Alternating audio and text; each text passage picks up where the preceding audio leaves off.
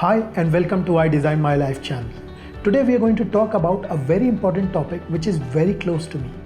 The topic we are going to cover today is the feeling of inferiority complex.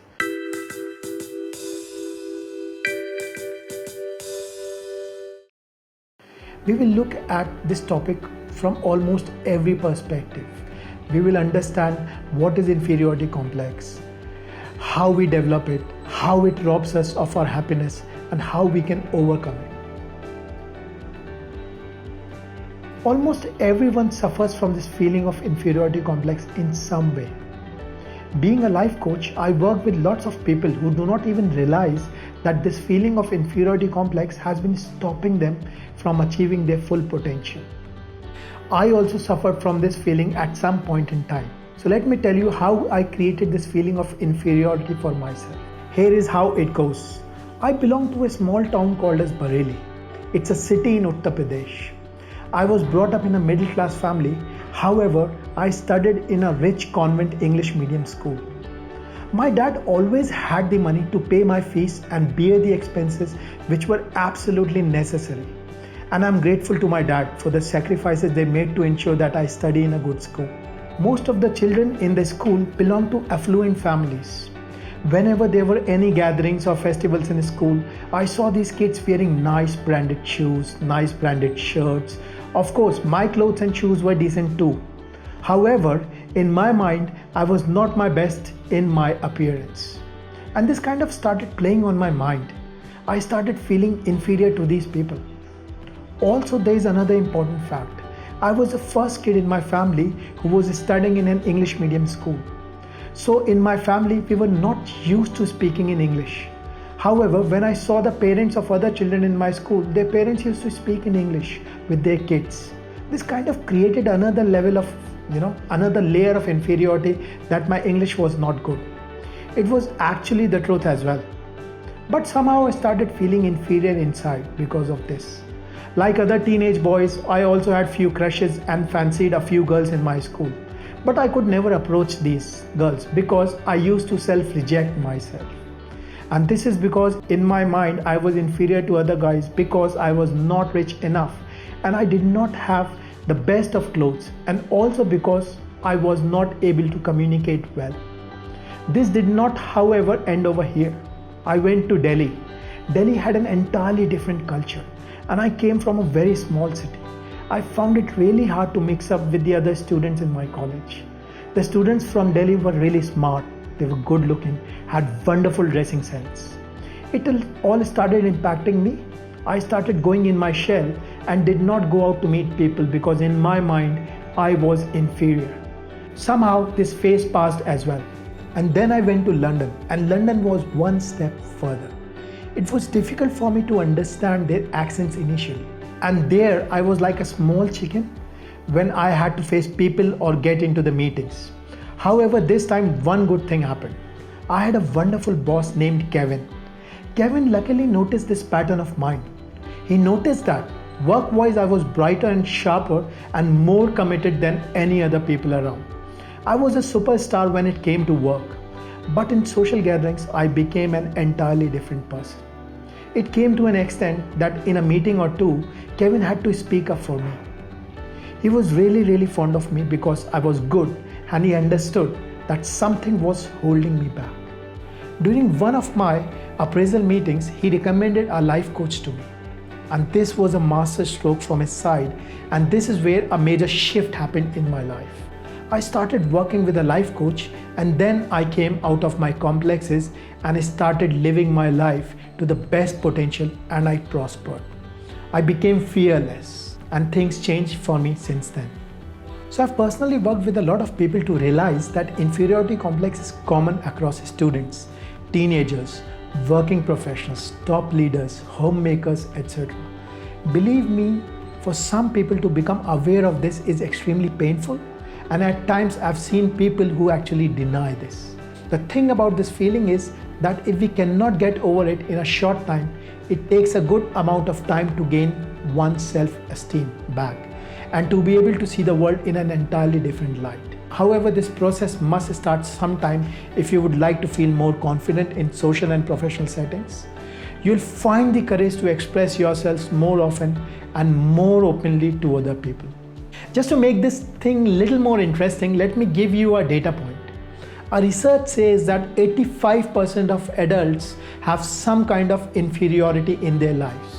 This could be in relationships, personal lives, professional lives, etc.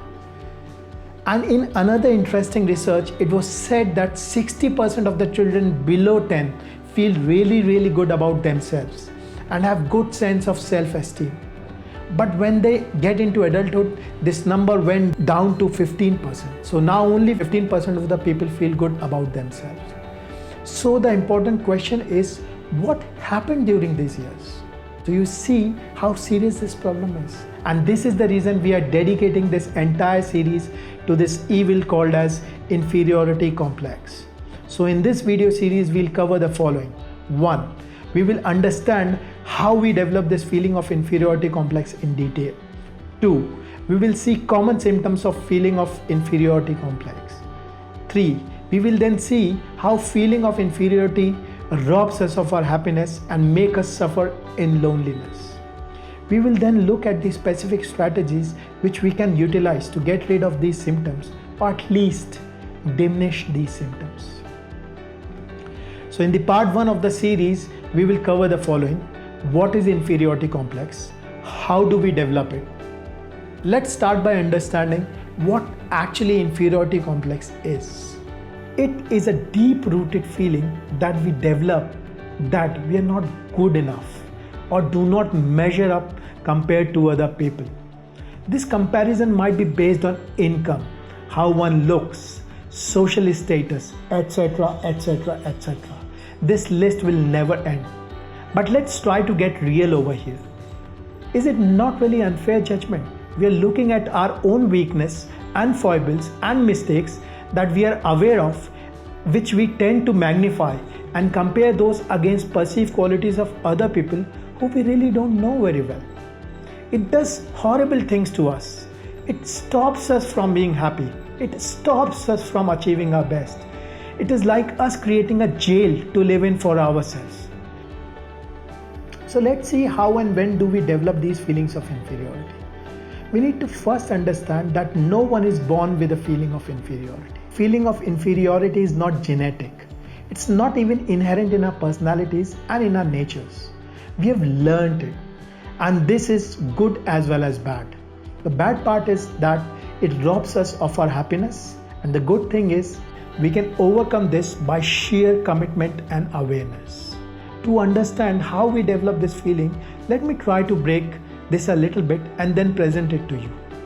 How I understand it. So there are two factors that contribute to the feeling of inferiority. External factors as well as internal factors. External factors are the factors which are coming from outside environment. When we look further, there are two main factors within external factors which contribute to this feeling. These are criticism and failures. Then there are internal factors, and I would like to call it our imagination. We can develop feeling of inferiority in two ways. One way is when our external factors and our imagination operate together. Another way is when our own imagination can lead to a feeling of inferiority. We will look into each scenarios in detail and see how we develop feelings of inferiority complex. We'll talk about external factors and our imagination operating hand in hand first. Let's dissect it little further and look at the external factors first. External factors which contribute to the feeling of inferiority are criticism and failure. Criticism and failure are a part of life. They will always be at our doorstep. We just cannot avoid these. These are a part of life and these are beyond our control. So let's get deeper into this further. When I talk of criticism, it has three main components. These are power of the sender, intensity, and frequency. What I mean by the power of the sender is that it really matters who the criticism is coming from. If the criticism is coming from someone who is close to you, this plays a very important part. If it comes from someone who you might not value too much, it might just not bother you. For example, let's say you respect your dad a lot and he might say that you're not good enough. Then you might get affected vis-a-vis a situation wherein nobody said that you're not good enough. So the power of the sender plays a very important role. The second thing is intensity. If your dad says that you're not good enough with lot of intensity, then it might affect you. For example, if my dad used to give me a feedback, it used to impact me a lot when he was quiet and said something to me in a slow voice tone compared to when he was angry. It might work very, very differently for you. The third important thing for criticism is frequency. This means how many times it is repeated. If criticism is repeated a lot of times, then you might just end up believing it. If someone close keeps on repeating that you are not good enough, you are not good enough, then you might just end up justifying that for yourself. So the sender, intensity and the frequency of the positive and the negative messages impact how we feel about ourselves. The second important factor is failure. Let me share a story with you. When I was young, my dad took me to a circus. There I saw a baby elephant. It was tied in chains. It was trying to break the chain. However, he failed miserably every time he tried. He tried multiple times but could not do that. Ultimately, it gave up. Now this is not where the problem is. The problem is that when it grew young and strong, it still held the belief that it could not break the chain. You might have seen big elephants tied in chains and not making an attempt to break them. Well, the way I would like to put it is that the chains are tied in their minds and not on body. Now spare a thought for yourself. If you failed in the past and created the belief that you're not good enough, then you're also tied in those chains and your mind is tied up by the chains of your beliefs. These limiting beliefs lead us to believe that we are inferior. However, this is far away from truth. The only thing I have to say over here is that attitude to failure makes all the difference. So the external factors which contribute to the feeling of inferiority are criticism and failure. These two factors, however, have no power without our imagination. If in our mind we do not accept these two external factors, they hold no power. However, this is very rarely the case, and this is where the problem starts creeping in. Events do not make us inferior. It is our reaction to the events that make us inferior. The thoughts and the feelings you experience after the event determines whether your inferiority grows or dies. When you believe criticism and start attaching disempowering meaning to your failures, your self-worth goes down. Then you start training yourself to feel inferior through self-criticism. You become your worst enemy. You start feeling inferior in your mind. When you start feeling inferior in your mind, you use your imagination poorly to evoke images of failure, misery, shame, and low self-esteem. All the negative messages you accepted over the time mold your self-image to make you feel inferior. You eventually start believing that you are inferior. And this is essentially how a feeling of inferiority develops, through poor use of our own imagination. Now let's see how children get affected by this. So let's understand the criticism by parents. Now since we have understood the principle, let's apply this in a case of a child. When a child is doing something wrong or failing at something, sometimes parents' frustrations get better of them, and unwillingly and unknowingly they start criticizing their children. I'm sure none of the parents would want to do that intentionally. Let's see how child starts getting affected. We already know that criticism has three important elements: power of the sender, intensity, and frequency. Parents are the closest to children and hold a very important place in child's mind. More often than not, frustration is a kind of outburst and it is very intensive for a child, and if it is repeated multiple times, then the child starts taking it for the face value. So till the age of 7, children are in imprint stage. By imprint stage, I mean it is a stage where a child is only absorbing the information. They have not developed their mental faculties by then. So whatever is said directly goes into their minds and get stuck with them, unfortunately. Positive messages lead to a positive self-image, and negative messages lead to a negative self-image. So we need to be very, very cautious when we are dealing with the kids. The second place is criticism at school and environment. These are other places where negative criticism sows the seed of feeling of inferiority complex in the children. Criticism from teachers and peers deeply affect the child and his self-image. Children's self-image is like a soft clay, which can be shaped in the way we want to. So we have to be very, very careful at how we are treating the kids. So let's look at the second scenario where the feeling of inferiority sets in because of our own imagination. So we all have been blessed with imagination. I think this is the thing which makes the human species superior to all other species. There is another important thing. Our brain does not understand the difference between imagination and reality.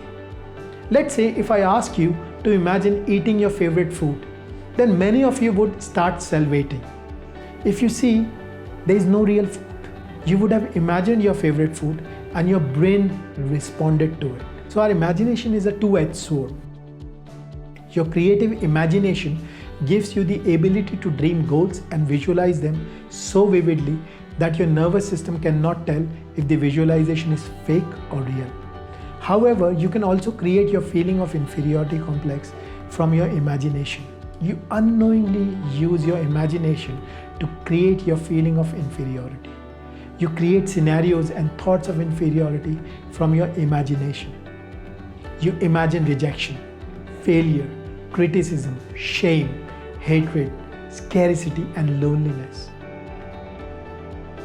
Please remember, there is no external trigger of failure, of criticism over here. We're only using our internal imagination to create this feeling of inferiority complex. To understand this, let's get back to my example. Remember, I talked about my school days. I used to feel inferior to the rich students in my school. Believe me, my fellow classmates were really nice people. Whenever I interacted with them, they were really, really nice to me. But it was my imagination that maybe my clothes were not branded, or maybe I was not good and I was not able to communicate properly in English, and that created that feeling of inferiority. All these feelings were baseless and were the figment of my own imagination. This might have happened to many of you in many other ways. So let me quickly summarize how we develop this feeling of inferiority. Our feeling of inferiority can develop as a result of external and internal factors. External factors are criticism and failure, and internal factors are the meaning we attach to these external factors. I'm again repeating, we need to understand that no one is born with the feeling of inferiority complex. It's not genetic. It's not even inherent in our personalities or in our natures. We have learned it, and this is the only good thing about the feeling of inferiority complex. The reason I'm saying this is because it means we can overcome this by sheer commitment and awareness. So guys, this is where I'm going to end this first part of the series, Inferiority Complex. In our next part of the video, we are going to cover the symptoms of inferiority complex and how they rob us from achieving what we want to achieve. In case you have any feedbacks around this video, please feel free to leave a comment for us. We will make sure that we get back to you. So guys, this is it for this video. Till that time, invest in yourself, design your lives the way you want to, and remember to say to yourself, I design my life.